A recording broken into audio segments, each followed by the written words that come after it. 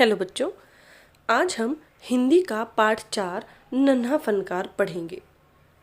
आइए शुरू करते हैं। एक लड़का एक चकोर लाल पत्थर के पास बैठ गया। उसने जल्दी जल्दी कोई प्रार्थना बुदबुदाई और छेनी हथौड़ा उठाकर अपने काम में जुट गया। पहले के लोग बहुत इस बात का ध्यान रखते थे कि किसी भी काम की शुरुआत में प्रार्थना करते थे। हम लोगों ने कहीं इस चीज़ को पीछे छोड़ दिया है। हमें भी किसी भी काम की शुरुआत से पहले प्रार्थना ज़रूर करनी चाहिए, जैसा कि आप अपने स्कूल में करते हैं। स्कूल में जैसे ही आप सुबह पहुंचते हैं, प्रार्थना सभा होती है, उसके बाद ही आप अपनी पढ़ाई शुरू करते हैं। ऐसे ही उस लड़के ने किया। चकोर लाल पत्थर लिया और जल्दी जल्दी कोई प्रार्थना बुदबुदाई और छेनी हथौड़ा, ये होता है छेनी और हथौड़ा, उठाकर अपने काम पर जुट गया। कुछ दिन पहले ही उसने इस पत्थर पर घंटियों की कतारें और कड़ियाँ उकेरना शुरू करा, यानी कि उभारना शुरू करा। यानी कि पत्थर पे उसने ऐसे हिट किया, पत्थर पे छेनी को हथौड़े की सहायता से ऐसे मारा कि उस पर कड़ियाँ उभर आईं। लड़के ने एक अध बनी अधूरी घंटी पर छेनी की नोक टिकाई और सावधानी पूर्वक हथौड़े से घंटी पर नक्काशी करने में जुट गया।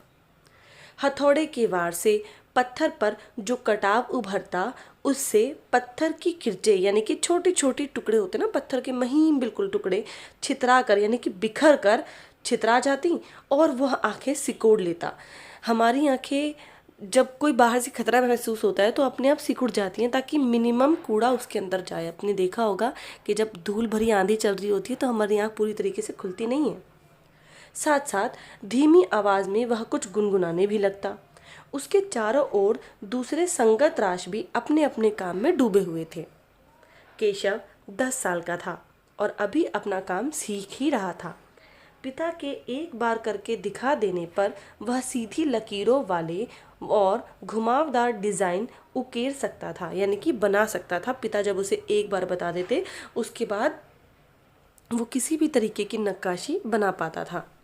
अब तक उसने नक्काशी का जो भी काम किया था, उनमें से इन घंटियों को बनाना ही सबसे ज़्यादा मुश्किल था। केशव जानता था कि एक दिन ऐसा ज़रूर आएगा जब वह बहुत बारीक जालियाँ, महीन नफीस बेलबूटे, कमल की फूल, लहराते हुए सांप और इठलाकर चलते हुए घोड़े, ये सब पत्थर पर उकेर पाएगा, ठीक उसी तरह जैसे उसके पापा बनाते हैं। बच्चों को हमेशा ही रहता है कि हम जैसे हमारे पेरेंट्स हैं हम वैसे बने। ऐसे ही केशव को भी था कि जैसे उसके पापा नक्काशी उकेरते हैं पत्थर पर, वैसे ही नक्काशी वो भी बना सके।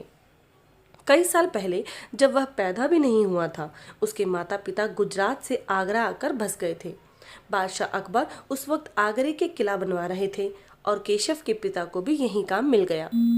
केशव का जन्म भी आगरे में ही हुआ था। उसे गुजरात की पुश्तैनी गांव जाने का तो कभी मौका ही नहीं मिला। आगरे की गलियां और अब सीकरी, बस यही उसका घर था।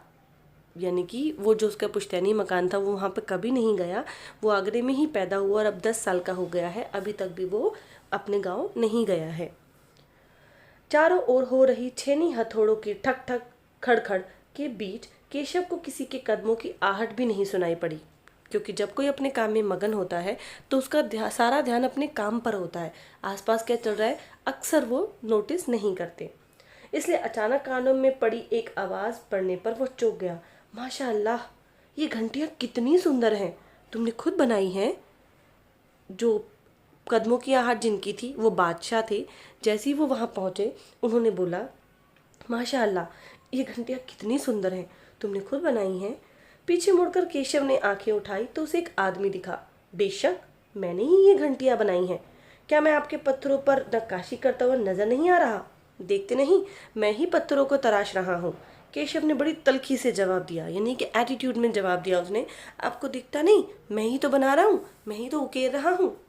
दिखता तो है, पर तुम इतने छोटे लगते हो ना, उस आदमी ने हंसते हुए कहा। मैं 10 साल का हूँ। अक्सर बच्चे 10 साल का होने पर ही अपने आप को बहुत बड़ा समझ लेते हैं। बादशाह ने उससे कहा, दिखता तो है, पर तुम इतने छोटे लगते हो ना। तो हंस पड़े वो। तो केशव ने इस बात का जवाब दिया, तो मैं 10 साल का हूँ कि मैं अब बड़ा हो चुका हूँ। मैं 10 साल का हूँ। 10? अच्छा, वह आदमी पास पड़े पत्थर पर बैठते हुए बोला, तब तो काफ़ी बड़े हो। मैंने भी 13 साल की उम्र में एक लड़ाई में हिस्सा लिया था। अब केशव उस आदमी को अच्छी तरह देख पा रहा था, क्योंकि वो सामने आकर उसके पास बैठ गया था। उसकी उम्र रही होगी 30 से ऊपर, कद मंजूला, वो सफ़ेद अंगरखा और पजामा पहने हुए था। उसके लंबे बाल गहरे लाल रंग की पगड़ी में अच्छी तरह से ढके हुए थे। लगता है कोई बहुत बड़ा आदमी है। केशव ने उस आदमी के गले में पड़ी बड़े बड़े मोतियों की माला और उंगलियों की अंगूठियों को देखते हुए सोचा। जब राजा महाराजा पुराने ज़माने में अपने आप को रईस कैसे शो करते थे कि हाँ वो बहुत रईस है, वो बहुत सारी मोतियों की माला पहनते थे, अंगूठियाँ पहनते थे, कानों में कुंडल पहनते थे और उनकी जो पोशाक होती थी वो भी बहुत सुंदर होती थी, अच्छी होती थी। तीखी नाक, बड़ी बड़ी आंखें, होठों को ढकते हुए नीचे की तरफ आती हुई घनी मूछें। केशव उस व्यक्ति के व्यक्तित्व का मुआयना कर ही रहा था कि तभी उस आदमी ने एक नक्काशी की तरफ इशारा करते हुए कहा, इस लड़ी में अभी काफ़ी काम बाकी है। इससे पहले कि केशव कोई जवाब देता, उसने किसी के तेजी से दौड़कर आने की आवाज़ सुनी। यह कोई और नहीं, महल का पहरेदार था। हुजूर, माफ़ करें, मुझे आपके आने का पता ही नहीं चला, हाफते हुए उसने कहा। फिर वह मुड़कर भौचक तरीके से खड़े केशव को घूरते हुए बोला, बेवकूफ़, खड़ा हो। हुजूर आला के सामने बैठने की ज़रूरत कैसे की तूने? झुककर सलाम कर इन्हें। अब केशव का माथा ठनका। उसे कुछ कुछ समझ में आ रहा था। बदहवासी में छेनी हाथ से छूटकर नीचे गिरी और वह जल्दी से उठकर खड़ा हो गया। अरे, कहीं ये बादशाह अकबर तो नहीं? यह ख्याल आते ही उसने झुककर सलाम किया और खरगोश की सी कातर नज़रों से अकबर को देखने लगा। अकबर को पहरेदार की ये दखल अंदाजी भली ना लगी। उन्हें बिल्कुल अच्छा नहीं लगा कि जब वो बात कर रहे थे तब उसने आके बीच में उन दोनों को डिस्टर्ब किया। उन्होंने खींचकर पहरेदार को वहाँ से जाने का इशारा करते हुए कहा, ठीक है सिपाही, कुछ देर के लिए हमें अकेला छोड़ दो। पहरेदार तो चला गया, मगर केशव असमंजस में था। उसे क्या करना चाहिए? वापस अपना नक्काशी का काम शुरू करे या बादशाह के हुक्म के इंतज़ार में खड़ा रहे? दिल तो उसका अभी भी धक धक कर रहा था। हाँ, पर अब वह डरा हुआ नहीं था, क्योंकि अकबर प्यार से उसे देखते हुए मुस्कुरा रहे थे। जब हमें ऑलरेडी किसी से डर लग रहा होता है और वो उसके बाद हमें और भी गुस्से की भरी नज़रों से देखे तो हम और ज़्यादा डर जाते हैं। लेकिन अगर हम किसी से डर रहे हैं, वो हमें प्यार से देखे, तो हम कहीं शांत हो जाते हैं कि सामने वाला हमें प्यार भरी नज़रों से देख रहा है। तुम्हारा नाम क्या है? अकबर ने नरम आवाज़ में पूछा। केशव, उसने नपातुला सा जवाब दिया। केशव, क्या तुम मुझे नक्काशी करना सिखाओगे? उलझन में पड़े केशव ने तुरंत सिर हिला दिया। तब तो तुम्हें मेरे लिए हथौड़े और छेनी का इंतज़ाम भी करना होगा। केशव फुर्ती से अपने पिता के पास भागा गया और उनका छेनी हथौड़ा उठाकर उल्टे पांव लौट आया। दोस्ताना अंदाज में अकबर केशव के पास ज़मीन पर बैठ गए और पास में पड़े पत्थर को खींचते हुए बोले, ठीक है, अब बताओ कि मुझे क्या करना है। केशव ने संदेह भरी नज़रों से अकबर की ओर देखा। हुजूर, क्या आप ये सब करेंगे? क्यों नहीं, मुझे तो विश्वास है कि मैं सीख लूँगा। नहीं नहीं, मेरा मतलब ये नहीं था। केशव सकपका गया।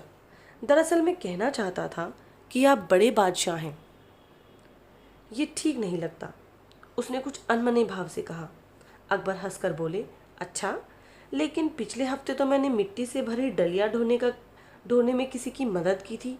क्या ये काम उससे भी ज़्यादा मुश्किल है? केशव अभी भी असमंजस की स्थिति में था। वह अकबर के पास बैठ गया और उन्हें छेनी पकड़ने का सही तरीका सिखाने लगा। फिर जैसे कि केशव के पिता ने उसे सिखाया था, उसने कोयले के टुकड़े से पत्थर पर लकीरें खींचकर एक आसान सा नमूना बनाया और गंभीरता से कहा, देखिए, सिर्फ इन्हीं लकीरों को बहुत ध्यान से तराशना है। अकबर ने पत्थर पर छेनी रखी और जोर से हथौड़े से वार किया, जिससे कटाव ज़्यादा गहरा हो गया। अरे अरे, नहीं नहीं, केशव ने तुरंत गलती पकड़ी। हथौड़े को आहिस्ता से मारना है, ऐसे। उसने करके दिखाया और हाँ, अपनी आंखें थोड़ी मीच कर रखें, वरना किरचें उड़कर आंखों में चली जाएगी। अकबर मुस्कुराए, जी हुजूर। जवाब में केशव भी मुस्कुरा उठा। वो लगभग भूल ही गया था कि उसकी बगल में बैठा व्यक्ति हिंदुस्तान का बादशाह है। एक अनाड़ी से वयस्क पर अपने काम की धाक जमाने में उसे मज़ा आ रहा था। वो बड़े ध्यान से देख रहा था कि अकबर किस तरह लकीरों को उकेर रहे हैं। बादशाह से ज़रा भी चूक हो जाने पर फौरन उनकी तैरियां चढ़ जाती, यानी कि वो गुस्सा हो जाता। काम करते करते अकबर पूछ बैठते, केशव सही है क्या, सही नहीं है क्या?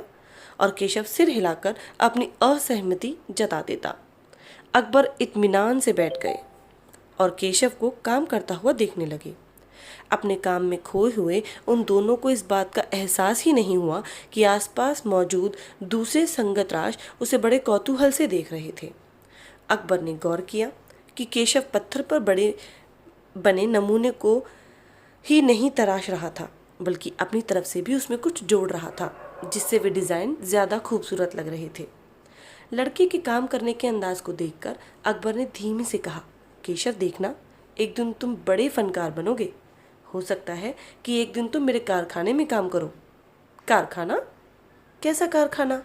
बस एक बार ये महल तैयार हो जाए और लोग आगरा से आकर यहाँ रहने लगें, तब मैं कारखाने बनवाऊंगा। इन कारखानों में मेरी सल्तनत के सबसे बढ़िया फनकार और शिल्पकार काम करेंगे। चित्र बनाने वाले कलाकार, गलीचों के बुनकर, संगतराश, पत्थर और लकड़ी पर नक्काशी करने वाले शिल्पकार सभी वहाँ काम करेंगे। केशव का चेहरा चमक उठा। वो मुस्कुराते हुए बोला, मैं भी ज़रूर वहाँ काम करूँगा। अकबर उठ खड़े हुए। जाते हुए बड़े प्यार से केशव का कंधा थपथपाया और कहा, अच्छा बेटा, अपना काम जारी रखो। हुजूर, क्या आप दोबारा आएंगे? केशव ने बड़ी उत्सुकता से पूछा। मैं ज़रूर आऊँगा केशव। फिर तो पूरे दिन संगत राशों के बीच केशव की धूम मची रही।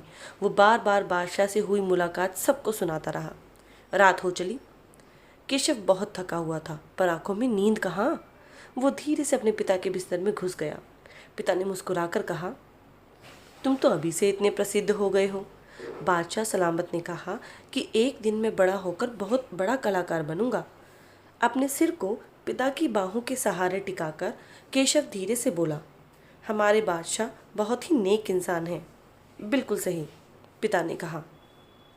कुछ सोचकर केशव ने पूछा, बाबा एक बात बताओ, बादशाह के पास आगरा में एक से एक बढ़कर खूबसूरत महल हैं, फिर वे सीकरी में ये शहर क्यों बनवा रहे हैं? पिता ने कुछ याद करते हुए बताना शुरू किया।